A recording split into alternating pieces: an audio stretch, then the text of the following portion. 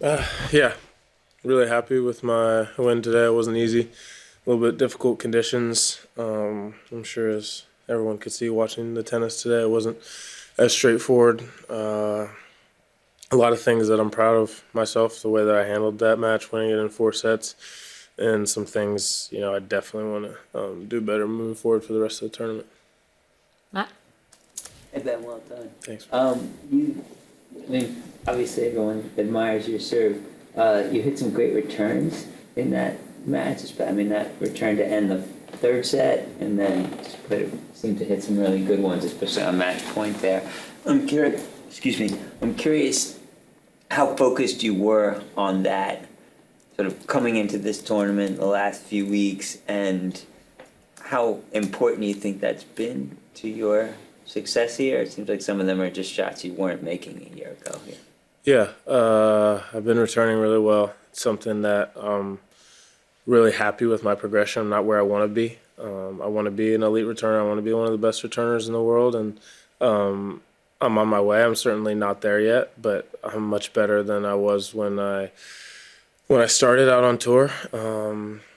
For me, the game slows down and gets a lot simpler when I'm serving a high first serve percentage. I'm hitting my spots, and I'm putting every return in play. So, that's my goal when I walk on the court. It doesn't always end up that way. I didn't serve great today. I was more disappointed in my serving game and the way that Lorenzo mixes up speed spins on the serve. He can get it up to 130, 135. He can also hit the cutter at 95. And it was difficult. So I didn't think I had a great overall consistent returning day as I did against Fucsovics. But in the moments when I needed it the most, I returned really well today. Biden? Hi Ben, Fazan here from Quarter Shot. You're the youngest American man to reach the Wimbledon quarterfinals since Andy Roddick in 2004. I just wanted to ask, did you watch him much growing up, and did you base any of your game around him at all?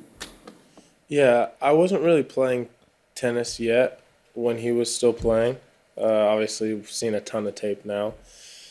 He had a bigger serve than me. He could run all day. He was a grinder. He just physical beast, and yeah, so someone that I've looked up to for inspiration. Massive forehand, great footwork, and someone who's been there along the way, sending some messages, giving some advice, not always directly, but through my dad or through Dean Goldfine, who was coaching me when I first came on tour, and it's kind of just been a great resource as another American who did a lot of the things that I'd like to do in this sport and did them at a really young age. So it seems like everything that I've done, it's the first to be done since him. So he's got me beat in pretty much every category. But no, it's pretty cool to be mentioned in the same sentence as him, and yeah, definitely look up to him and think very highly of him. Ben? Yes.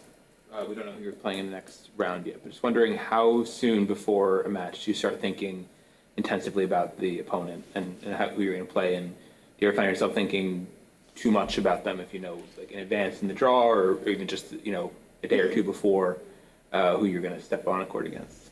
Yeah. For me, I don't want to know 6 days out how it is at a Masters. I feel like getting to a place where you're overly consumed with who you play or who you could be playing in the future. For some people, that works great.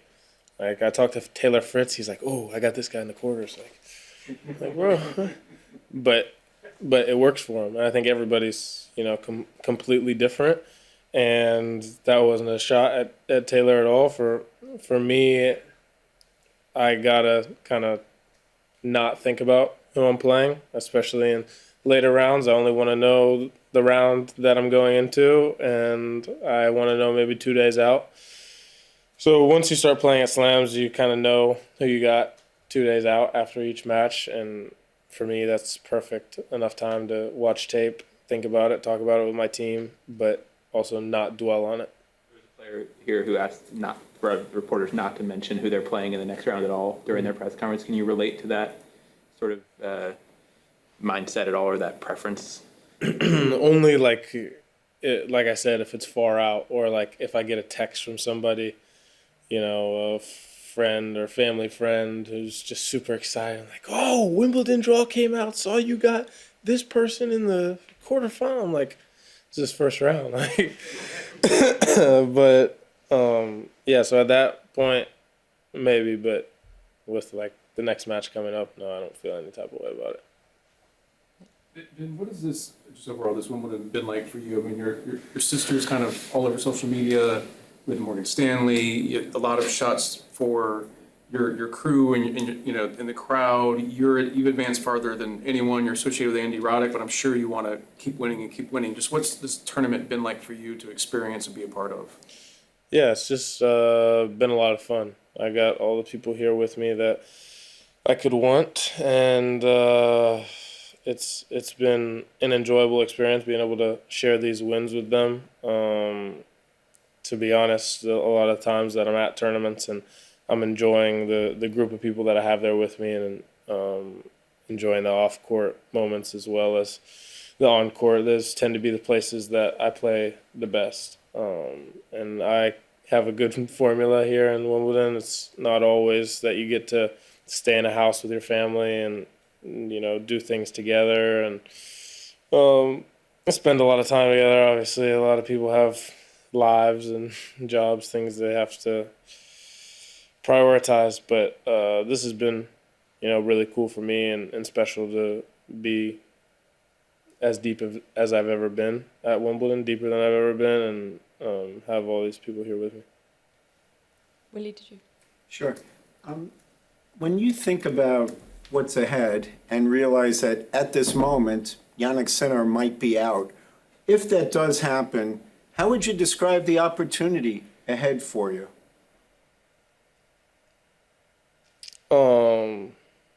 What, they're in the second set? It's Dimitrov's up a break, serving for the set in the second at 5-4.